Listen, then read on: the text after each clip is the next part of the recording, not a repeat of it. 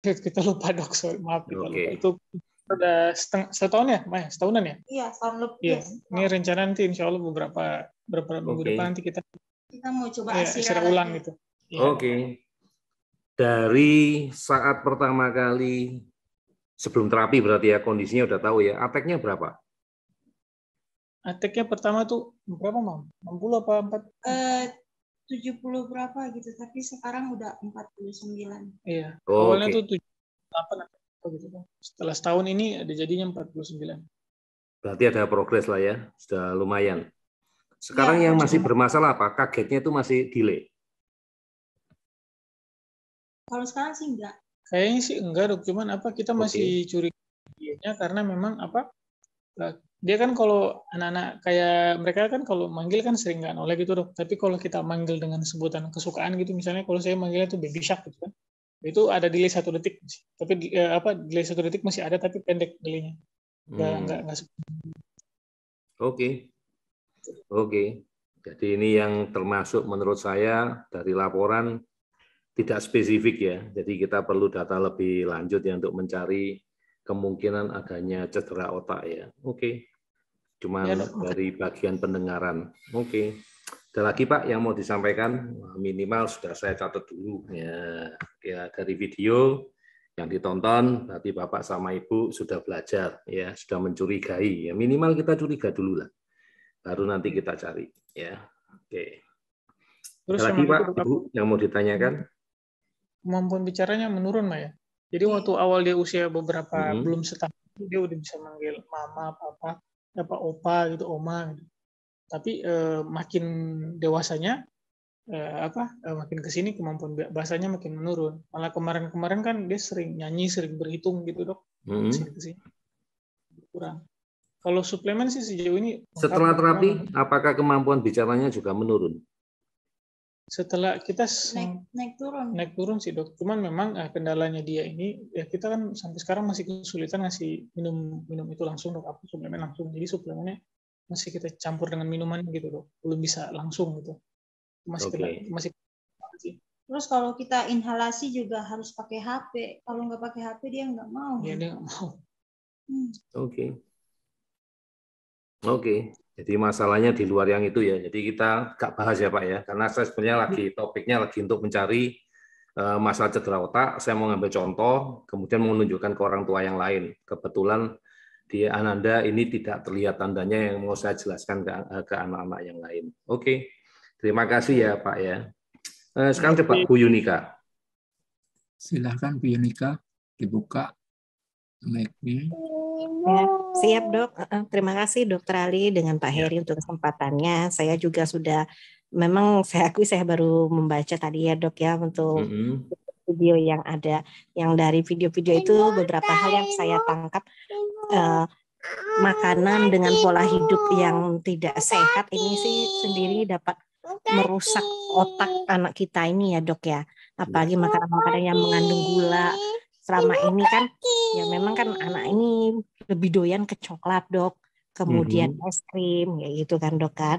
Kemudian yang saya sadari ini dok ada pengaruh juga dari segi vaksin gitu kan, itu dapat juga merusak otaknya itu juga karena di situ seperti heavy metal merkurinya kan juga ada neurotoksinnya dok gitu. Iya. Kalau dari segi yang saya baca dari video itu sendiri, memang selain pola hidup yang sehat dengan berbagai macam ada 12 tata cara ya tadi ya, untuk untuk ini sendiri, untuk perbaikannya itu sendiri 12 langkah-langkahnya itu dok. Nah ini bisa juga dengan inhalasi atau dengan terapi oksigen dok. Perbaikan juga selain dari segi konsumsi herbal, konsumsi magnesium.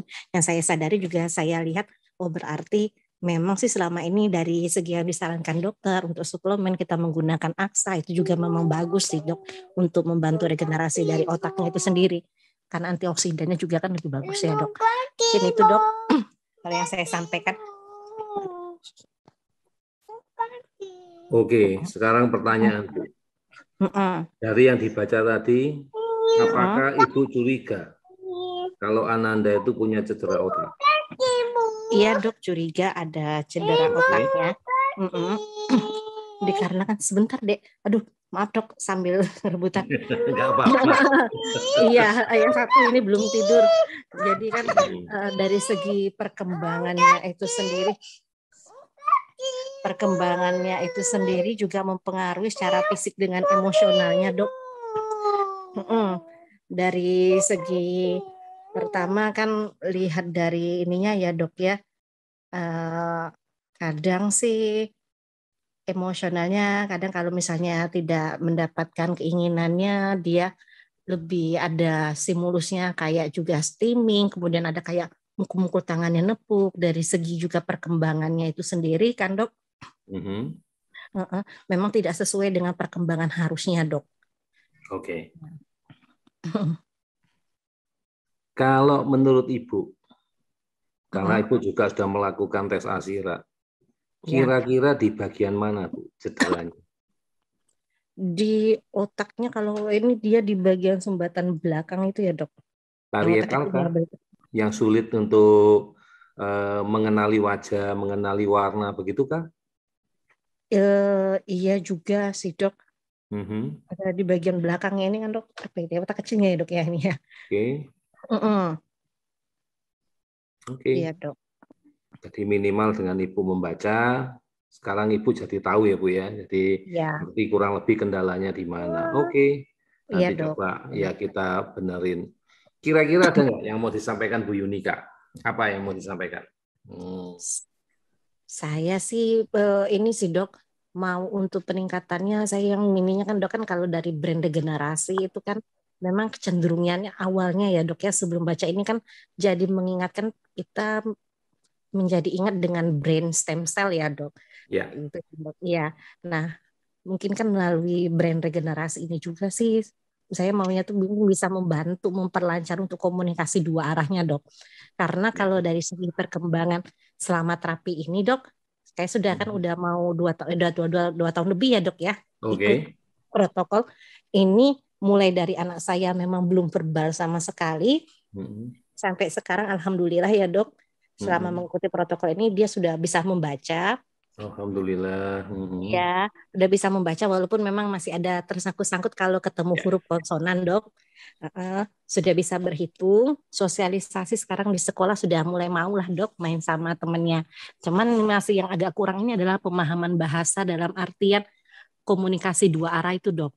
Masih banyak ke arah membeo. Sekali-kali dia memang kalau untuk mengungkapkan ininya bisa Dok.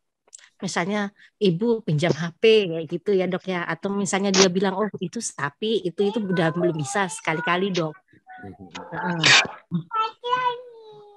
Mungkin itu Dok ya. Ibu sudah nonton belum videonya yang pertama yang tentang mata, Dr. Zelinsky? Yang saya baru baca itu yang Dr. Joker Dok, dengan Amen, sama yang tentang refraktor itu Dok. Enggak apa-apa Bu, karena itu yang awal-awal itu ternyata ada hubungan antara 3 sensori, yaitu visual, audio, dan bentar ya Bu ya. Vestibular taktil ya Dok. Ya. Kayak gitu. Oh ya. Ya, jadi ada 3. Jadi sekarang saya berfokus. Saya juga mau membenahi informasi yang datangnya dari mata. Yes, karena kita coba belajar kalau memang problemnya itu di vestibular ya Bu ya. Berarti vestibular itu salah satunya yang mengatur tentang keseimbangan atau proprioceptif tadi ya. Untuk kalau saya ngomong pakai bahasa saya, GPS-nya kita untuk mengetahui kita seperti apa gitu ya. Nah, itu ada hubungan dengan mata. Karena kalau kita vertigo, yang mengganggu itu mata, Bu. Jadi kita cenderung untuk tutup mata. Sehingga saya pikir kemarin saya juga kasih nasihat beberapa sahabat yang ada di sini yang masih punya masalah kendala di bahasa, di komunikasi. Saya coba minta tolong mereka untuk tes penglihatan. Karena bisa aja berdasarkan informasi dari video yang kita tonton, Dr. Zelinsky, itu mengatakan bahwa informasi tadi tidak nyampe. Karena apa? Mungkin karena tajam penglihatannya jelek, ya bisa karena visusnya jelek atau karena silinder ya, kita juga ngomong karena silinder, sehingga informasi itu salah dan itu mempengaruhi koneksi ya, koneksi itu atau kalau ngomong koneksi ya hubungan dengan sensori yang lainnya. Salah satunya yaitu di pendengaran gitu. Itu yang saya tangkap dari ceritanya Dr. Zelinsky. Gitu Bu. Jadi nanti pelan-pelan kita akan coba lihat begitu anaknya sudah bisa untuk kita lakukan pemeriksaan ya. Apakah anak punya gangguan penglihatan ya. Kalau ada gangguan penglihatan maka itu yang akan kita benerin ya. Ya benerinnya ya nggak bisa pakai Bicom saat ini ya. Karena saya punya kendala dengan hammer ya. Jadi ada alat di tempat kita namanya hammer. Hammer itu magnetnya kuat ya. Dan di pembuluh di darah itu ada zat besi. Nah, sehingga saya takut kalau saya pasang hammer di mata itu nanti mengganggu. Ya, jadi saya pikir nanti dulu deh ya, saya kerjakan nanti dulu. Mungkin kita perbaiki pakai kacamata. Ya, jadi nanti ini yang Bu Yunika juga perlu pikirkan. Kalau ada kesempatan, anaknya bisa coba dilihat ya tajam penglihatannya, ya dilihat apakah ada ciri-ciri ya. Terutama kalau kedua orang tua itu berkacamata. Ya. Sudah berkacamata, apalagi kalau ternyata silinder, ya karena silinder itu adalah cacat bola mata, ya kelainan bola mata biasanya itu genetik, ya. Itu coba kita perbaiki, gitu Bu, ya salah satunya ya. Pagi kan anaknya baca sudah bisa, tinggal tersendat di beberapa tempat, kemungkinan kan tinggal masalah koneksi aja atau jalur-jalurnya aja yang perlu kita benahin ya. Itu yang kita pikirkan. Nanti mungkin kita akan coba lakukan pemeriksaan. Apa ada gangguan vestibuler ya? Ngeceknya sih gampang ya, cuman terapinya yang kita lagi mikirin ya. Ya kan lagi-lagi kalau pakai darah kita lagi mikir gimana caranya kita mau nempelin ke vestibularnya ya.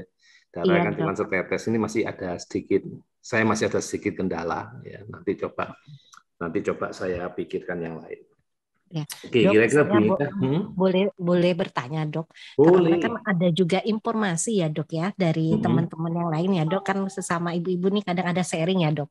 Betul. Ada juga ibu-ibu yang pernah dengan salah satu dokter Dok, ini dia membeli yang untuk suntikan brain stem cell ini ya Dok. Stem cell. Itu bagaimana sih Dok? Saya sendiri nggak pakai Bu. Ya, karena gini, ini ada cerita dua macam cerita lah ya, ada dua macam cerita ya. Yang satu menceritakan produk tentang glutathione ya, yang juga kita pakai nantinya ya sebagai detox ya, sebagai antioksidan ya, masalah antioksidan. Yang kedua kita ngomong tentang stem cell ya. Yang glutathione ini yang banyak orang tua pakai diem-diem ya, nggak pernah ngomong sama saya, tiba-tiba beli ya. Ya suka-suka mereka nggak apa-apa juga sih ya. Cuman dikatakan nggak efektif, ya. Kenapa? Karena glutathione itu dibentuk di tubuh bukan dari luar, ya, bukan didapatkan dari luar. Jadi percuma dikasih per oral, ya, diminum itu juga nggak ada manfaatnya. Diinjeksikan juga tidak bermanfaat karena segera dikeluarkan oleh tubuh, ya, gitu. Jadi produk glutathione sebaiknya diproduksi dari tubuh dengan cara kita stimulasi atau kita rangsang, yaitu nomor satu. Yang kedua tentang stem cell. Banyak ya kejadian cerita tentang stem cell ya, banyak banget ya. Sampai ceritanya itu, aduh, udah bertahun-tahun yang lalu Bapak Ibu ya, sudah lama sekali ya, lama sekali. Saya sempat diajak ya bekerja sama dengan salah satu agent ya, agent yang ada di Indonesia, perwakilan dari yang di Jerman Bapak Ibu ya, perwakilan di Jerman yang menyediakan transplant, dan bukan lagi transplant ya, tapi memberikan stem cell ya, stem cell tapi dari plasentanya domba. Ya, ini terus terang kita juga karena saya belajarnya di Bicom, kita ngomong ya pasti nggak sama lah, walaupun dia bilang loh ini nggak apa-apa dok, kan sama dok, sama-sama sel nanti bisa berubah, ya itu pengertiannya dia, tapi kalau pengertian saya beda ya. Human ya bukan yang nggak sama dengan dari binatang ya. Apalagi kalau kita lihat ceritanya orang transplant ya, misalnya ganti liver, ganti ginjal, seumur hidup dia tetap akan minum obat untuk imunosupresan untuk menolak timbulnya antibodi karena dia sudah dimasuki benda asing. Padahal sudah dicek dokter, iya punya saudaranya sendiri, punya orang yang golongannya sama, tetapi tubuh tetap bisa menolak. Apalagi ini dimasukkan dari yang bukan manusia. Jadi saya tidak setuju ya Pak Ibu ya. Dan ternyata di penelitian tadi, yang bagus itu hanya pada Down syndrome. Yang pada autism belum diceritakan ada hasilnya belum, tapi Down syndrome.